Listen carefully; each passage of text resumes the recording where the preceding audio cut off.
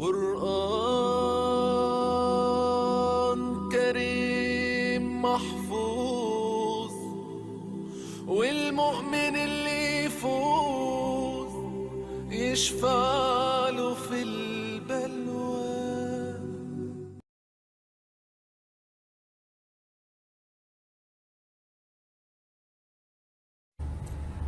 میں یوں کہتا ہوں 1438 سال میں اگر نماز چھوڑنے کی کہیں گنجائش ملتی ہے تو کربلا میں ملتی، کہ نہ ایسا ظلم کسی نے دیکھا، نہ ایسا مظلوم کسی نے نہیں دیکھا، نہ ایسے پاکیزہ بہتے خون کسی نے دیکھے، نہ ایسے صفاک درندے کسی نے دیکھے.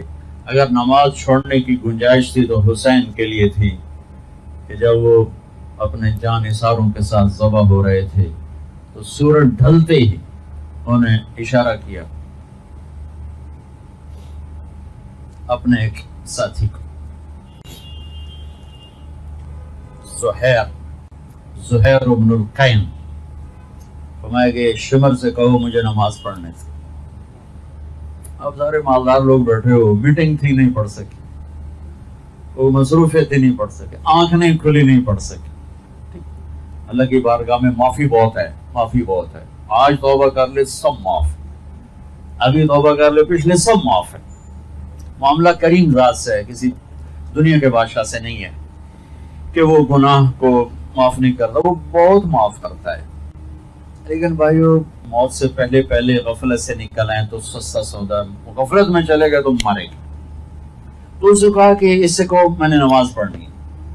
اللہ کی قسم یہ چھوٹا سا مجموعہ نماز اس وقت نہ بھی پڑھتا تو ان کی جنت کے فیصلے ہو چکے، کیونکہ امام علی مقام جنگ سے پہلے اونگ آ گئی، نیند آ گئی، اندر میں اتنا اطمینان کہ موت دستک دے رہے ہو، اونگ آ گئی، آنکھ کھلی تو ہنسنے لگے، مسکرانے لگے. تو بہن نے پوچھا یہ کون سا مسکرانے کا وقت؟ حضرت زینب فرمانے لگے اللہ کے نبی کی زیارت ہوئی، کہہ رہے ہیں بیٹا میں لینے کے لیے آ چکا، میں لینے کے لیے آ چکا. تو اب یہ نماز نہ پڑھتے تو کیا مسئلہ تھا؟ لیکن امت کے لیے پیغام ادھورا رہ جاتا کہ چھوڑی جا سکتی، چھوڑی جا سکتی نہیں، یہ نہیں چھوٹ سکتی. تو انہوں نے شمر سے کہا بھائی نماز پڑھنی ہے، تھوڑا جنگ روکو. تو شمر نے کہا کہ جنگ نہیں روکے گی، پڑھو یا نہ پڑھو. تو انہوں نے واپس آ کر عرض کیا کہ وہ کہہ رہے ہیں کہ جنگ نہیں روکے گی. تو پھر وہ کہتا چلو ٹھیک اللہ کے حوالے، اور نہیں نماز نہیں چھوٹے گی، آدھے ان سے جنگ کرو آدھے نماز پڑھو. کتنے رہ گئے تھے ظہر تک؟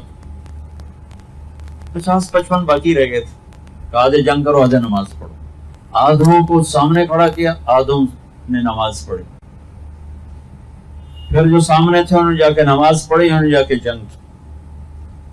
اور یہ 1438 سال کی منفرد نماز ہے، نہ پہلے پڑھی گئی نہ بعد میں پڑھی جائے گی. اور یہ وہ نماز ہے جو سب کے لیے ایک حجت تمام ہے. اور جی ٹائم نہیں لگتا جی، ویلے کوئی نہ سے جی، اپنی زبان کی میں بات کر رہا ہوں، ٹائم نہیں لگتا جی، ویلے کوئی نہ سے جی، میٹنگ ہی لمبی ہو گئی جی. تو بھائیو یہ نہ سادات کو معاف ہے، معاف ہوتی تو سب سے پہلے حسین کی معافی ہوتی.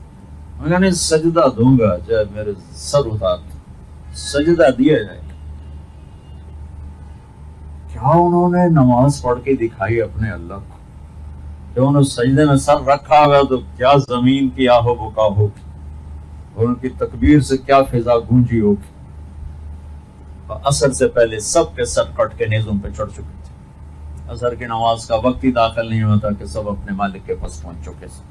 تو یہ فرائض ہیں جس میں سے صرف نماز میں گنجائش نہیں باقی سب میں گنجائش، یعنی لیٹ کیا جا سکتا، چھوڑنے کی تو اس میں کوئی نہیں.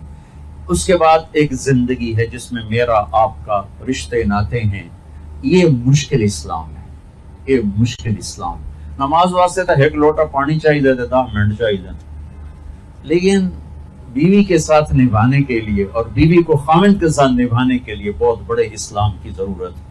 دکان پہ بیٹھ کر سچ بولنے کے لیے بہت بڑے اسلام کی ضرورت ہے. تولتے ہوئے صحیح تولنے کے لیے بہت بڑے اسلام کی ضرورت ہے. وعدہ کر کے وعدے پر جمنے کے لیے بہت بڑے اسلام کی ضرورت ہے. دھوکے سے بچنے کے لیے بہت بڑے اسلام کی ضرورت ہے، سود سے بچنے کے لیے بہت بڑے اسلام کی ضرورت ہے، جھوٹ سے بچنے کے لیے بہت بڑے اسلام کی ضرورت ہے۔ میرے نبی نے فرمایا میرا امتی ہر گناہ کر سکتا ہے، بشر ہے، دو کبھی نہیں کرے گا، ایک جھوٹ کبھی نہیں بولے گا، ایک دھوکہ کبھی نہیں دے گا۔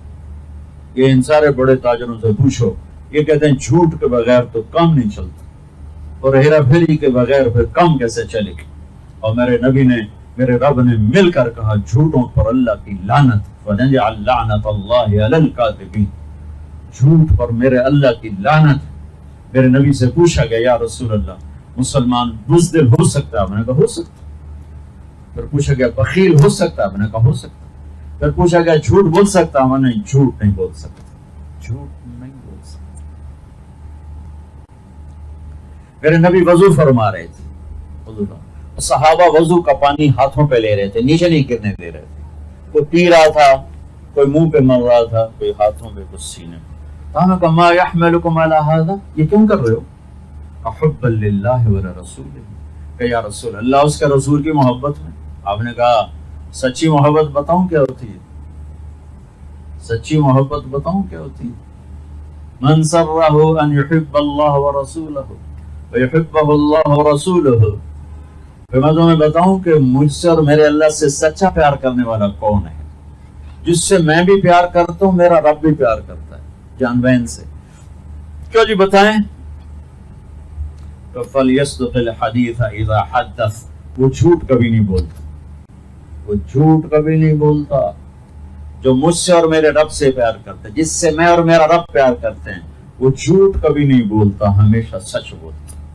فَلْيُؤَدِّ الْأَمَانَةَ إِذَا طُمِنَ، وہ کبھی کسی کو دھوکہ نہیں دیتا، وہ امانت دار ہوتا ہے، کسی کو دھوکہ نہیں دیتا، کسی کو دھوکہ نہیں دیتا۔ جو مجھ سے پیار کرتا ہے میرے رب سے پیار کرتا ہے، جس سے میں پیار کرتا ہوں میرا رب پیار کرتا ہے، وہ کسی کو دھوکہ نہیں دیتا۔ فَلْيُحْسِنْ جِوَارَ مَنْ جَاوَرَ، وہ پڑوسی سے اچھا سلوک کرتا ہے، چاہے اپنا ہو، چاہے پرایا ہو، چاہے مسلم ہو، چاہے غیر مسلم ہو، وہ پڑوسی کے ساتھ حسن سلوک کرتا ہے۔ یہ تین کام کرنے والا مجھ سے اور میرے رب سے پیار کرنے والا ہے، اور اس سے میں اور میرا رب بھی پیار کرنے والے ہیں۔ باقی سب دعوے باطل ہو کر عدالت سے نکال دیے جائیں گے۔ کسی کا سلسلہ نسب آدم علیہ السلام تک نہیں جاتا۔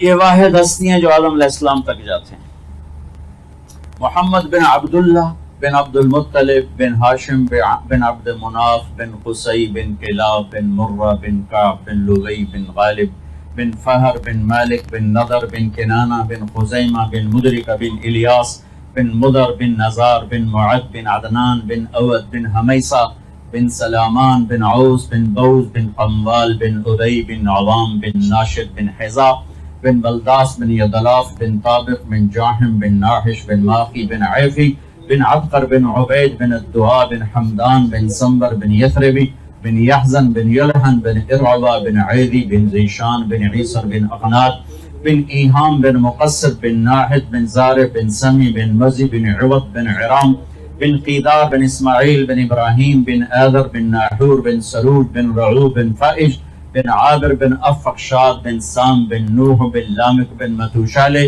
بن ادریس بن یرد بن ملحل ایل بن قینان بن آنوش بن شیس بن آدم علیہ السلام۔ یہ واحد ہستی ہیں جن کا سلسلہ نسب وہاں تک جاتا ہے۔ میرے نبی نے فرمایا میرے باپ عبداللہ سے آدم کسی سے بدکاری نہیں ہوئی، کسی سے بدکاری نہیں ہوئی، سب پاک دامن، اور جس باپ کی پشت میں آپ کا نور منتقل ہوتا تھا اس کا چہرہ، اس کا ماتھا روشن ہو جاتا تھا۔ حضرت ہاشم مدینہ کے بازار سے گزر رہے تھے، ایک یہودی عورت سامنے سے آ رہی تھی، اس نے دیکھ کر کہا ہاشم ایک رات گزارتے ہو میرے ساتھ؟ انہوں نے فرمایا تو مجھے گناہ کی دعوت دیتی ہے، میں عزت دار آدمی، میں یہ نہیں کر سکتا۔ اور ان کی شادی ہو گئی حضرت سلمہ سے۔ شادی کے چند دن بعد وہ گزر رہے تھے، وہی عورت سامنے سے آ رہی تھی، تو حضرت ہاشم نے فرمایا کہ گناہ کی دعوت دیتی تھی، شادی کر لو۔ تو اس نے ایسے دیکھا اور کہا کہ ہاشم مجھے غلط نہ سمجھنا، میں इज्जत दार पाक दामन औरत हूँ, तेरे माथे पे आखिरी नबी का नूर था, मेरा जी चाहा कि वो मुझे मिल जाए, लेकिन वो सलमा का नसीब था वो लेकर। तो इस तरह आप जिस पुश्त में जाते थे उसका माथा रोशन हो जाता। आपके वालिद हजरत अब्दुल्ला से को भी ये पेशकश की गई। मक्का में आप तशरीफ ले जा रहे थे, सामने से एक औरत आ रही थी, वो यहूदी और आसमानी इल्म से वाकिफ, तो वो देख कर कहने लगी, अब्दुल्ला तेरी जान बचाने में 100 ऊंट लगे थे, 100 ऊंट मैं देती हूँ, एक रात मेरे साथ गुजार। तो उसने नूर नबूवत देखा था तो अपने इनकार कर दिया।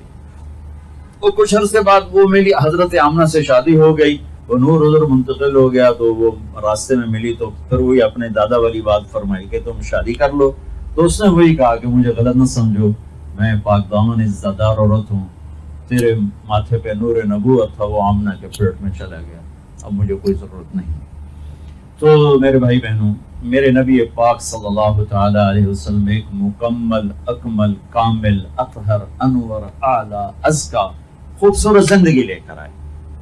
उस जिंदगी का एक अमल निकाह है जिसके लिए हम जमा हो रहे। ये थोड़ी सी तमीज़ मैंने इसलिए बयान किया है कि ना हमें अल्लाह का पता है, ना अल्लाह के नबी का पता है। तो वो और फिर कराची क्या पूरी दुनिया में पैसे की दौड़ लगी हुई है, माल की दौड़ लगी हुई है। जैसे आप लोग जो बड़े बड़े ग्रुप हो, आप इसलिए थोड़े कमाते हो कि रोटी कहाँ से, आप मुकाबले में कमाते हो, उससे आगे बढ़ना है, उससे आगे बढ़ना है, उससे आगे बढ़ना है। उस दौड़ का क्या एंड है जिसके आगे इतना बड़ा कब्र का खड्डा है, सारी उसमें जाके छुप जाती।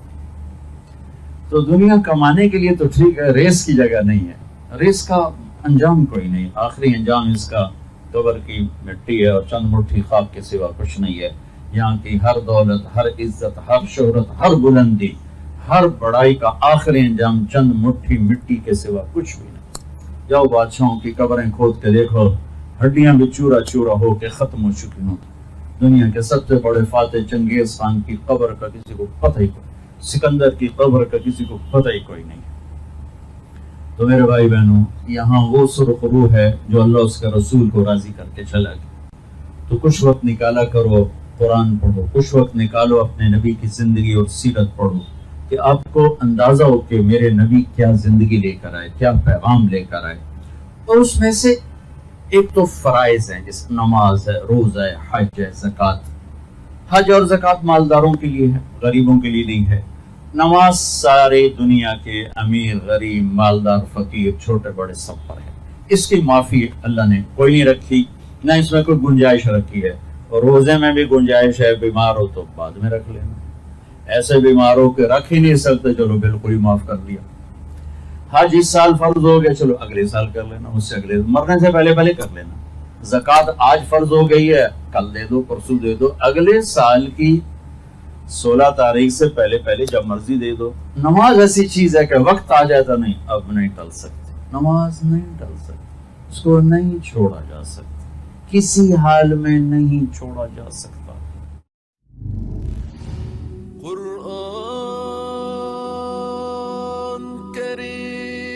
محفوظ والمؤمن اللي يفوز يشفع